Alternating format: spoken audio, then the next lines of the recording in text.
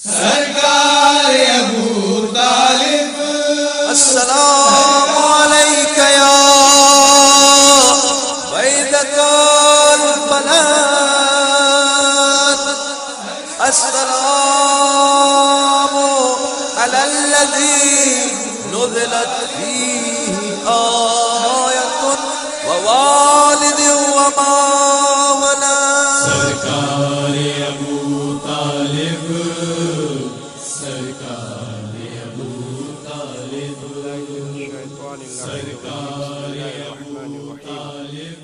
अल्हम्दुलिल्लाहि रब्बिल आलमीन अस्सलातु वस्सलाम अला रसूलिहिल करीम व आलिहि त्वय्यबीन अत्ताहिरीन अम्मा बाद। તમામ ખોજા ટીવીના જોનારાઓ, મોમિનીન અને મોમિનાત, બચ્ચાઓ, બુઝુર્ગો, સલામુન અલૈકુમ વરહમતુલ્લાહિ વબરકાતુહ। અને તે સાથે આજની મહાન વફાત મુહસિને ઇસ્લામ જનાબે અબુ તાલિબ અલૈહિસ્સલાતુ વસ્સલામની આ મોકા ઉપર તમામ મુહિબ્બાન અહલે બેત અને ખાસ કરીને વક્તના ઇમામ ઝમાના હઝરત મહેદી અજ્જલલ્લાહુ તાલા ફરજહુ શરીફને પુરસો અને તાઝિયત પેશ કરવામાં આવે છે।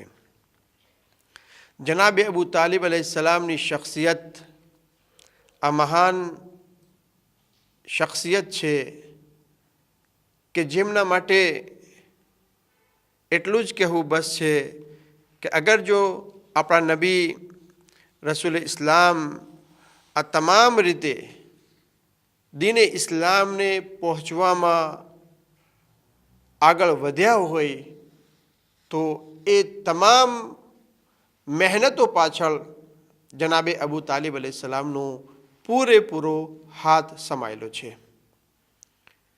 બચપનથી લઈને એમની જવાની સુધી મુકમ્મલ જિમ્મેદારી જનાબે અબુ તાલિબે ઉઠાવી અને જનાબે અબુ તાલિબ અલૈહિસ્સલામ નબીના પાછળ સાથે સાથે જેમ ઇન્સાનના સાથે પરછાયો હોય એમ નબીના સાથે પરછાયાના જેમ રહીને આપણા નબીની હિફાજત માટે પૂરેપૂરી કોશિશ કરી।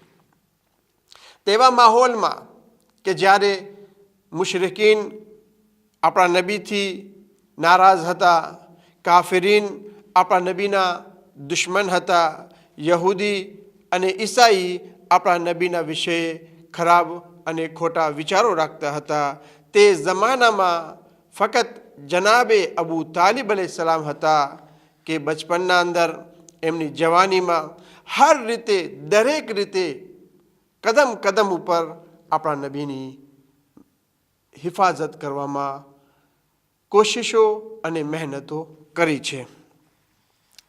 આપણા નબી જ્યારે મક્કાના મુશરિકીન અને કુફાર આપણા નબીથી નારાજ થઈ ગયા, કોશિશો કરી કે આ રસૂલને, આ મોહમ્મદને પોતાની લાઈનના અંદર ઊભા કરી નાખે, અમારા બુતોની પૂજા કરવા લાગે, પરંતુ નબી ન માન્યા। તો હવે કોશિશ કરી કે જે નબી અને નબીના સાથે છે તમામને મક્કાથી દૂર કરી દેવામાં આવે। અને તે વખતે 3 વર્ષ સુધી શોબે અબી તાલિબ એટલે કે અબુ તાલિબ અલૈહિસ્સલામના નામથી જે ગ્રોથ હતો, જે ગુફા હતી, એના અંદર તમામ જે મુસલમાનો અહેલે ઈમાન હતા એમને તેના અંદર પનાહ લેવી પડી। જનાબે અબુ તાલિબ અલૈહિસ્સલામ તેવા વખતના અંદર એમનું ખાવા પીવાનું મોકલવાની જિમ્મેદારી પોતાના સિરે રાખી। જનાબે અબુ તાલિબ અલૈહિસ્સલામ કુફારથી વાટાઘાટા કરતા હતા જેથી કરીને કે કુફાર આ નબીના પાછળ જે આ તકલીફો આપી રહ્યા છે એ બંધ કરે અને આ લોકો આ ગ્રોથમાંથી, આ ગુફામાંથી, શોબે અબુ તાલિબમાંથી આ લોકો આઝાદ થઈ જાય। જનાબે અબુ તાલિબની મદદથી જ પોતે 3 વર્ષ પછી આઝાદ થઈ ગયા। જનાબે અબુ તાલિબની ફઝીલત માટે આપણે એટલું જ કહી શકીએ કે અલ્લાહના નબી જનાબે અબુ તાલિબ અલૈહિસ્સલામથી એટલી મોહબ્બત કરતા હતા, એટલી બધી વધારે માન રાખતા હતા કે જનાબે અબુ તાલિબ અલૈહિસ્સલામ આપણા નબી જે આટલું માન રાખતા હતા, જ્યારે જનાબે અબુ તાલિબનો ઇંતકાલ થાય છે, જ્યારે વફાત પામે છે, ત્યારે નબીના માટે મોટી મહાન મુસીબત આવી પડી. જે હિફાજત કરવા માટે જનાબે અબુ તાલિબ હર વખત હાજર રહેતા હતા, હવે જનાબે અબુ તાલિબ માટે જે હિફાજત કરતા હતા આપણા નબી માટે, તે હિફાજત કરનાર હવે આજુબાજુમાં અબુ તાલિબ નથી. એ વર્ષ કે જે વર્ષે જનાબે અબુ તાલિબની વફાત થઈ, એ વર્ષને આમુલ હુઝ્ન એટલે કે ગમનું વરસ કરાર દેવામાં આવ્યું. અઝાદારીનું વરસ કરાર દેવામાં આવ્યું. ગમનું વરસ એટલે અઝાદારીનું વરસ. જનાબે અબુ તાલિબ અને જનાબે ખદીજા એક જ વર્ષે દુનિયાથી વફાત પામ્યા હતા. દોસ્તોને અઝીઝો, તે સિવાય અગર આપણે જોઈએ, આ દીનના કામના અંદર, દીનને આગળ વધારવાના અંદર જેટલું કામ, જેટલી મહેનત જનાબે અબુ તાલિબ અલૈહિસ્સલામ અને એમના ખાનદાન, એમના કુટુંબ, એમના બચ્ચાઓ, એમના ઘરવાળાઓ જે અંજામ આપ્યું છે, એટલું ઇસ્લામના અંદર બીજું કોઈ દેખાતું નથી. રસૂલે ઇસ્લામની હિફાજત જનાબે અબુ તાલિબ કેવી રીતે કરતા હતા?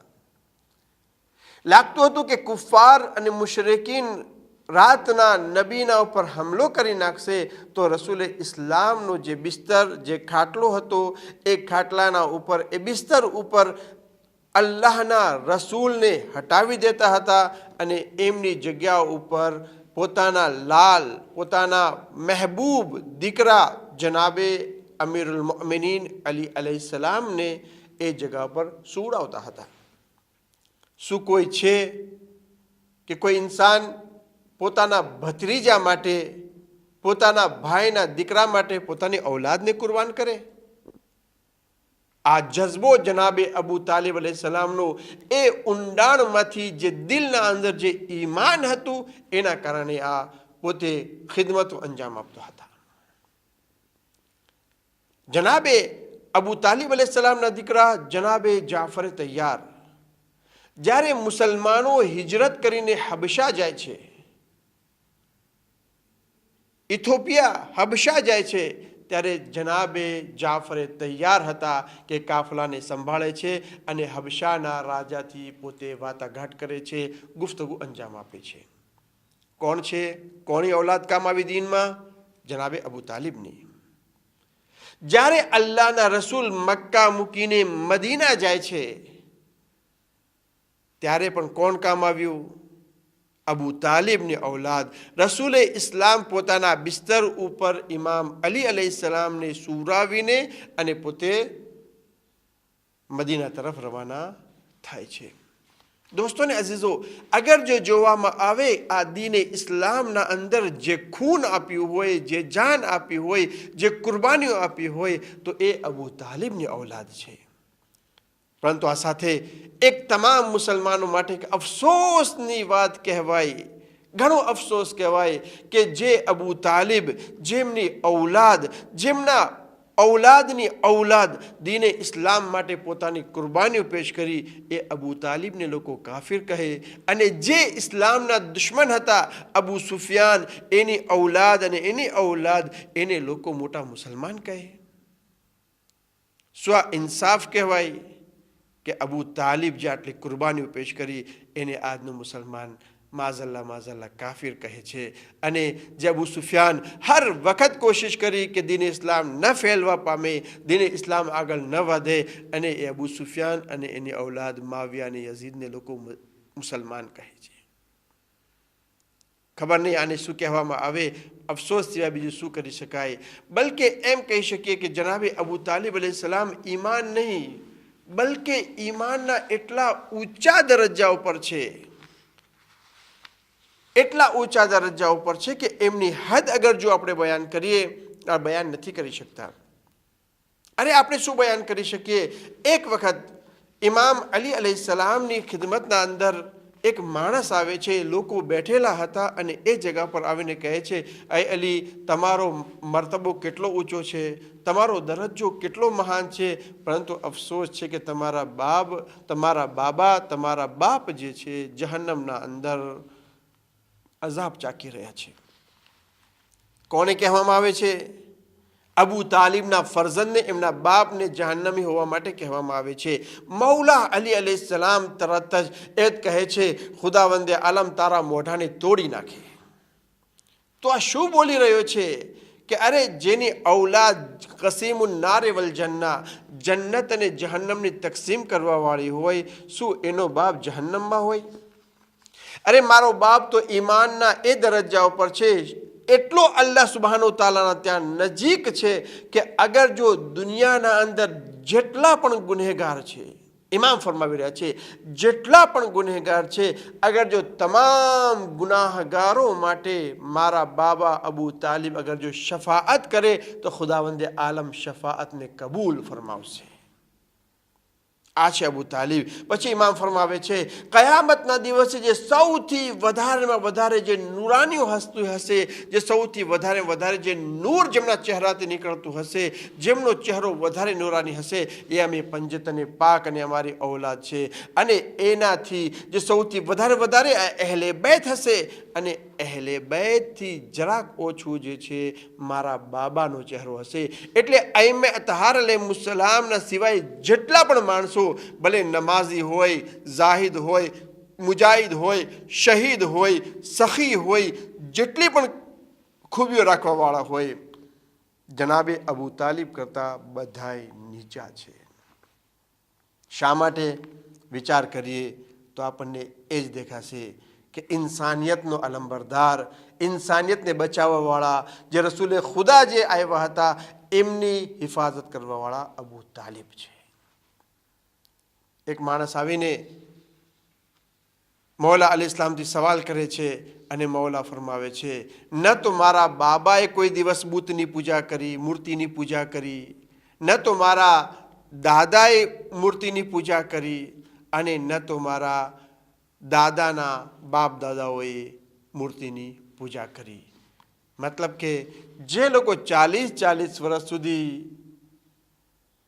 મૂર્તિની પૂજા કરતા રહ્યા એ તો ખલીફા અને મુસલમાન કહેવાય, પરંતુ જે અબુ તાલિબ હંમેશા મૂર્તિઓના વિરોધ કરતા રહ્યા, હંમેશા નબીનો સાથ આપતા રહ્યા, શું એ કાફિર કહેવાય? જરાક વિચાર કરો. નબીએ ખુદાના આ મોહસિન જનાબે અબુ તાલિબની વફાત 26 રજબુલ મુરજ્જબના થાય છે, અને આ મોકા ઉપર તમામ મોમિનીનને પુરસો પેશ કરવામાં આવે છે. વસલ્લલ્લાહુ સરકારે અબુ તાલિબ, अस्सलामु अलैका या बैदतुल बलाद, अस्सलामु अलल्लज़ी नुज़िलत फीही